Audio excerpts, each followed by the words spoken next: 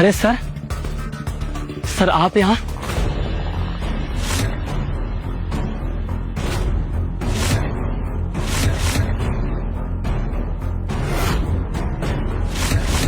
Sir आप यहाँ हमारे गरीब खाने में? सर हम धन्य हो गए सर। सर हमारा सौभाग्य सर कि आप सर यहाँ पर आए। सर अब आप आ ही गए हैं तो मैं आपको अपने होटल का सबसे लग्जरियस रूम बुक कर देता हूँ। ये क्या बकवास है? हमारे लिए आपके पास अगले 3 दिन तक कोई कमरा नहीं है और इस भिखारी के लिए स्पेशल रूम। हाउ? क्या कहा आपने? भिखारी? लगता सर के बारे में आपको मालूम नहीं है। गौतम साहब। और इससे पहले कि वो मैनेजर आगे कुछ कहता कि अंदर खबर फैल गई। जैसे ही अंदर खबर फैली कि गौतम उमेद भवन में आया है, अंदर से राज्य के सीएम गौतम सर अपने सभी नेताओं के साथ बाहर आए और फिर जो हुआ उसे देखकर तो अवनी, रिया और उसकी सहेलियां लगभग बेहोश हो गईं। अरे जानते भी हो तुम ये किसको लेकर आए हो यहाँ पर? अरे अगर ये चाहे तो उस जैसे 10 ज्वेलरी शॉप खरीद कर मुझे वहां गार्ड बनाकर बिठा दें। फिर कमिश्नर ने अपने मोबाइल पर उस इंस्पेक्टर को कोई मैसेज दिखाया। वो देखते ही इंस्पेक्टर का चेहरा सफेद पड़ गया। सर मुझसे भूल हो गई, अब मुझे प्लीज माफ कर दीजिए। सर रुको, मुझे क्षमा करें। आइए मैं आपको अपनी गाड़ी से घर छोड़ देता हूँ। ठीक है, मैं सब भूल जाऊंगा, लेकिन एक शर्त पे। हुकुम। आपको भी मेरा ये राज भूलना होगा। मेरे इस राज के बारे में कानो कान किसी को खबर नहीं होनी चाहिए, खासकर मेरी बीवी को। हुकुम। गौतम के इतना कहते ही पूरे पुलिस स्टेशन में हंगामा मच चुका था। लेकिन एक सवाल, क्या सच में गौतम कोई चोर था या इसके पीछे कोई गहरा राज छुपा था? और क्यों कमिश्नर ने उसे हुक्म कह के बुलाया? आगे एक ऐसा राज खुलेगा जो आपके होश उड़ा के रख देगा। गौतम जैसे ही थाने से बाहर निकला, एक लग्जरी कार आकर वहां रुकी। उसमें से एक बुजुर्ग शख्स उतरे और उन्होंने गौतम के हाथ में एक छोटा सा बॉक्स दिया।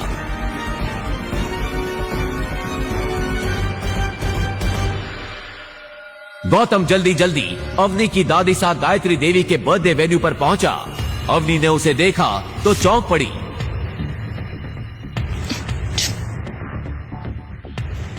यहाँ कहाँ से आ गए?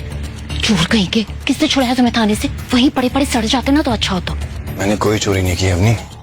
ज्वेलरी शॉप के सामने खड़ा था, पुलिस ने पकड़ लिया। बड़ी मुश्किल से अपनी बेगुनाही का सबूत देकर आया हूँ। ठीक है ठीक है। कैसी सस्ती से गिफ्ट दिखाकर लेकर आए हो तुम? कितनी सस्ती पैकिंग है। छी। पैकिंग मैटर नहीं करती है, उसके अंदर गिफ्ट क्या है वो मैटर करता है ना। तुम देखोगे तो चौंक जाओगी। दादी का गिफ्ट है, तुम क्यों खोल रही हो? उनको खोलने दो ना। Fine, whatever. लेकिन जब बाकी सब गिफ्ट दे रहे हो ना तो तुम चुपके से अपना बॉक्स साइड में रख देना, ओके? पता नहीं दादाजी ने किस जान का बता लिया मुझसे। मुझे जैसे करोड़पति लड़की की शादी तुम जैसे गरीब के साथ करवा दी। ना पैसे है ना इज्जत। चले अम्मी? खड़े क्यों, जाओ। थैंक यू बेटा। और तभी उस पार्टी में 4 चांद लगाने आई अवनी की cousin Shanaya. Expensive black dress पहने, हाथ में गोल्डन गिफ्ट लिए। जैसे ही उसने एंट्री ली, पूरी पार्टी की नजर उसी पर टिक गई। सबके बीच से गुजरती हुई वो सीधा दादी साहब की तरफ बढ़ गई। अरे शनाया, तुमको क्या जरूरत थी गिफ्ट लाने की? दादी क्या बात कर रहे हो? आपका बर्थडे और मैं खाली हाथ आ जाऊं? बिल्कुल भी नहीं। देखो देखो, इम्प्रेस हो जाओगे। ऐसी बात है, फिर तो देखना पड़ेगा।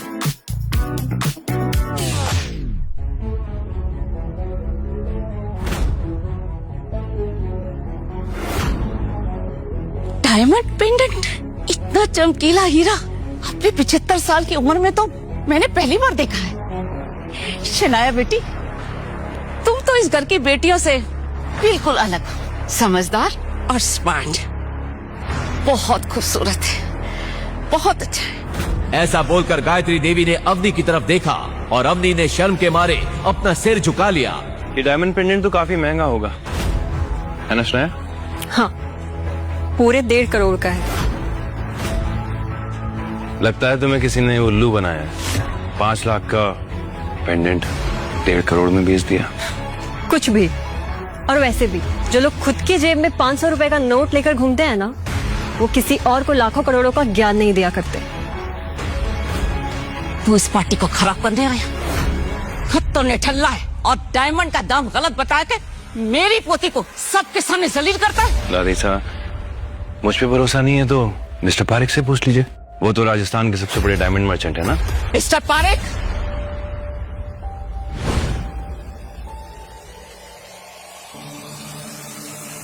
देखिए और दाम बताइए।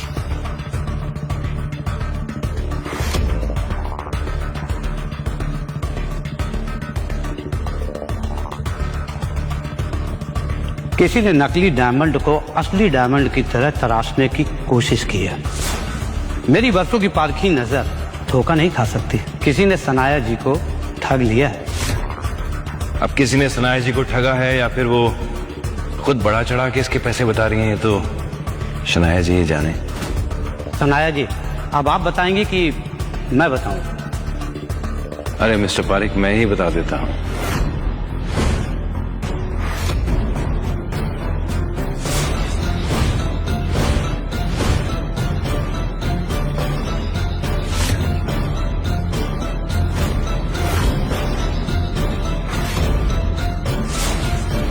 सॉरी सॉरी सॉरी सॉरी, तुम्हारा पेंडेंट डायमंड का नहीं, कांच का है।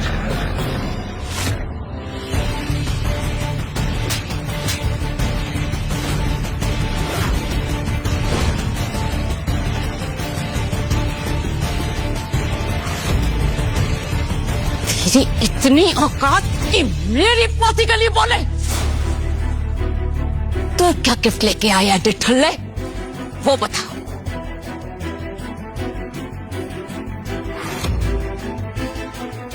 ये भी 2 कौड़ी का होगा। मिस्टर पारेख, मौका लगे तो इस तोहफे को भी परख लीजिएगा।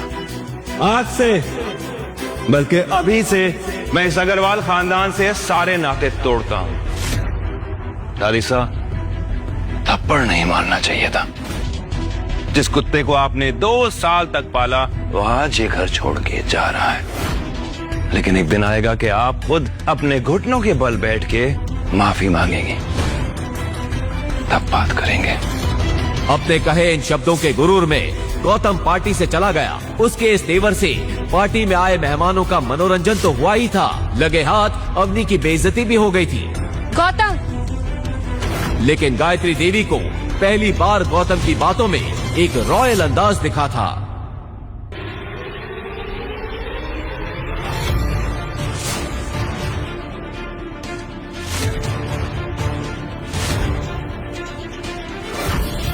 गौतम, अरे गौतम को रोको कोई, गौतम को रोको कोई। अवनी के लिए दिल में प्यार था, इसलिए गौतम ने उसे माफ कर दिया। लेकिन बाकी परिवार और दादी सा के लिए उसके दिल में गुस्से की चिंगारी अभी भी जल रही थी। अगले ही दिन अपने जख्मों को मुस्कान के पीछे छुपाए और अपनी खटारा साइकिल उठाकर गौतम अवनी के दोस्तों को लेने एयरपोर्ट चला गया।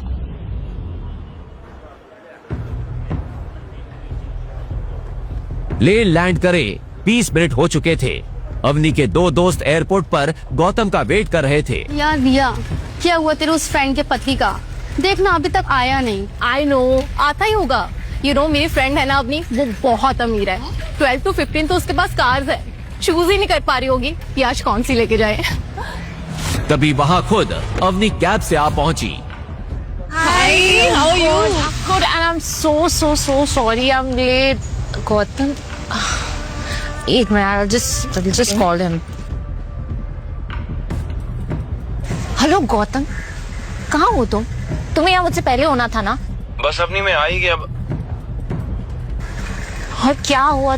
तुम ऐसे हाफ क्यों रहे हो? हाँ, पहुंच रहा हूँ। जल्दी आओ। He's just coming. अभी आ रहा है।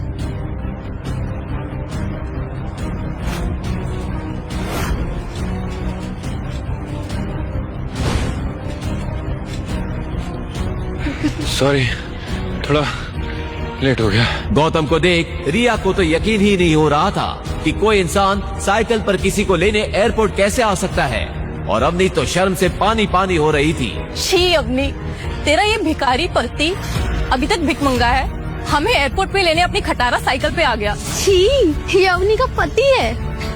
मुझे तो लगा कोई भिखारी है। ये साइकिल वही थी जिससे गौतम दूल्हा बनकर अपने ससुराल में आया था और जिसे देख सब हंस हंस के लोटपोट हो गए थे। अवनी की कजन शनाया ने तो उसका बड़ा मजाक बनाया था। वाह क्या बात है दीदी, तुम्हारा दूल्हा तो कमाल का है। दूसरों के दूल्हे कार से हेलीकॉप्टर से एंट्री लेते हैं, तुम्हारा वाला तो मस्त साइकिल से आया है। अवनी अभी भी समय है, भाग जा इस शादी से, वरना आज तो तेरी फैमिली तुझ पे हंस रही है। कल को ये पूरा शहर इस बात का मजाक उड़ाएगा कि इतनी खूबसूरत और करोड़पति पत्नी का पति एक भीखमंगा है।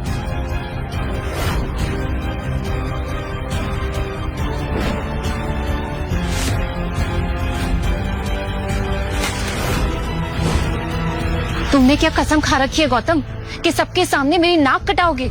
मेरी करोड़पति फ्रेंड्स को एयरपोर्ट पे लेने के लिए साइकिल से आए हो, तुम्हें शर्म नहीं आती? मैंने कहा था ना घर से गाड़ी लेकर आना तुम। अवनी जब मैं घर गया ना तो एक गाड़ी खड़ी थी और जब मैं चाबी लेने गया तो बड़े वाले नौकर ने बोला कि ये गाड़ी नहीं ले जा सकते, तो मैं क्या करता? God, I can't with you, Gautam. You know, तुम वो घंटा हो जैसे कोई भी बजा के चला जाता है। घंटा? घर के जमाई होने के बाद भी घर के नौकर तुम्हें डांट लगा के चले जाते हैं। You know why? क्योंकि तुम एक फटेहाल भिखारी हो। अरे गाड़ी नहीं थी तो कैब से आ जाते ना। पैसे नहीं थे मेरे पास, सिर्फ 75 रुपए थे। फिर मैंने सोचा मैं यहाँ आके तुमसे पैसे ले लूंगा। You know what? थोड़े पैसे मुझसे ले लो और जाके जहर लेकर आ जाओ। तुम जैसे भिखमंगे पति होने से बेटर है कि मैं मर जाऊं। You know what? अभी हम शहर के सबसे बड़े होटल उमेद भवन जा रहे हैं। तुम वो सामान गाड़ी में रखोगे और फिर अपनी साइकिल से पीछे पीछे आओगे और वहां रूम में सामान रखवाओगे। यही तुम्हारी सजा है। अवनी की सहेलियों की हंसी और तानों के बीच गौतम ने बिना कुछ कहे सारा सामान गाड़ी की डिक्की में रखा और चुपचाप सिर झुकाए अवनी के सामने जाकर रुक गया। और तुम अपनी एक खटारा साइकिल लेकर हमारे पीछे पीछे आओ।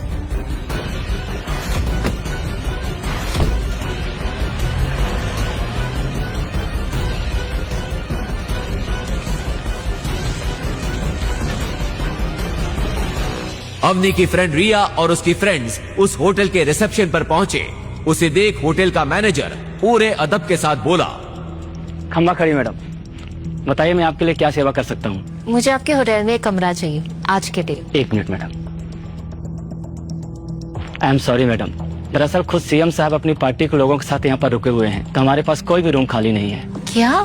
मैं आपको 10 गुना ज्यादा पैसे देने के लिए रेडी हूँ।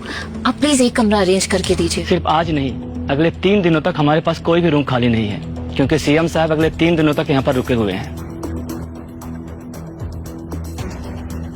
आप जानते हैं मैं कौन हूँ? देखिए आप कुछ भी करिए और मेरी फ्रेंड्स को एक कमरा अरेंज करके दीजिए please. I am sorry madam, जब तक सीएम साहब यहाँ पर रुके हुए हैं मैं आपको रूम अरेंज नहीं कर पाऊंगा, तो प्लीज आप किसी दूसरे होटल में मैनेज कर लीजिए। क्या यार रिया, तू तो बहुत बड़ी बड़ी बातें बोलती थी अवनी के बारे में कि इस शहर के सबसे बड़े खानदान से है, और ये क्या एक रूम तक अरेंज नहीं कर पाई? हाँ यार अवनी, मुझे सच में लगा था तू है तो सब सही होगा, लेकिन ये क्या? I am sorry guys, trust में अगर ये सीएम का इशू नहीं होता ना तो हम इसी होटल में रुकते।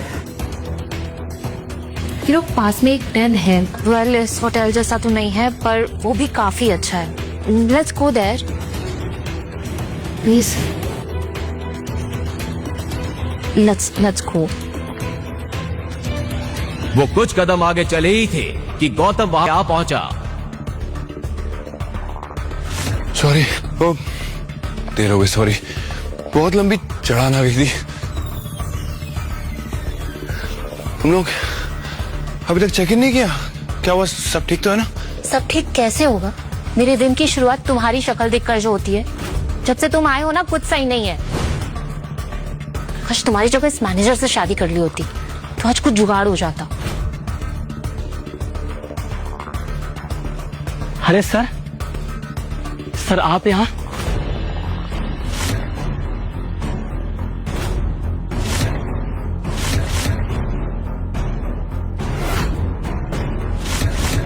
सर आप यहाँ हमारे गरीब खाने में? सर हम धन्य हो गए सर। सर हमारा सौभाग्य सर कि आप सर यहाँ पर आए। सर अब आप आ ही गए हैं तो मैं आपको अपने होटल का सबसे लग्जरियस रूम बुक कर देता हूँ। ये क्या बकवास है? हमारे लिए आपके पास अगले 3 दिन तक कोई कमरा नहीं है और इस भिखारी के लिए स्पेशल रूम। हाउ? क्या कहा आपने? भिखारी? लगता सर के बारे में आपको मालूम नहीं है। गौतम साहब। और इससे पहले कि वो मैनेजर आगे कुछ कहता कि अंदर खबर फैल गई। जैसे ही अंदर खबर फैली कि गौतम उमेद भवन में आया है, अंदर से राज्य के सीएम गौतम सर अपने सभी नेताओं के साथ बाहर आए और फिर जो हुआ उसे देखकर तो अवनी, रिया और उसकी सहेलियां लगभग बेहोश हो गईं।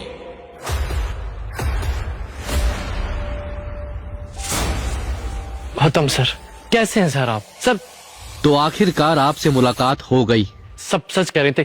आज मेरा और मेरी पार्टी का लकी डे है सर। इलेक्शन आ रहे हैं सर, आपकी कृपा दृष्टि हम पर बनाए रखिएगा सर। पूरे राज्य में सब एक ही बात कहते हैं सर, जिसके सर पर गौतम जी का हाथ है उसी की सरकार, उसी का विकास है। बस गौतम सर आपसे सहयोग की आवश्यकता है। अपनी इतनी खातिरदारी देखकर जहां गौतम अनकंफर्टेबल फील कर रहा था, वहीं दूसरी ओर अवनी और उसके दोस्त हैरान थे कि गौतम के आगे राज्य का चीफ मिनिस्टर और शहर के सबसे बड़े 5 स्टार होटल का मैनेजर हाथ जोड़े खड़े थे। तभी गौतम ने आंखों ही आंखों में उन दोनों को कोई इशारा किया। इशारा पाते ही सीएम की टोली अपने रास्ते निकल गई। उनके जाते ही गौतम सबसे हिचकिचाते हुए बोला,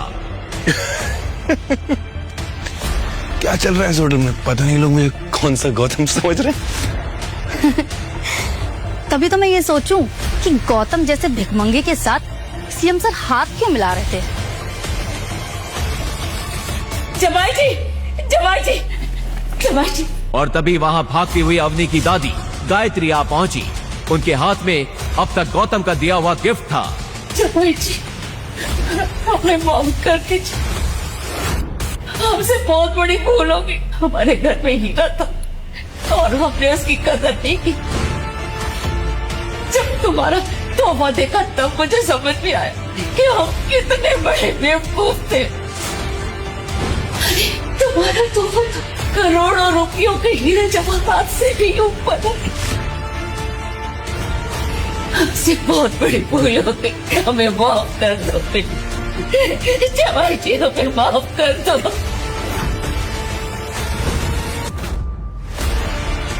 वो दादी, गौतम ने ऐसा क्या खजाना दे दिया आपको कि आप दौड़ी चली आई यहाँ पर?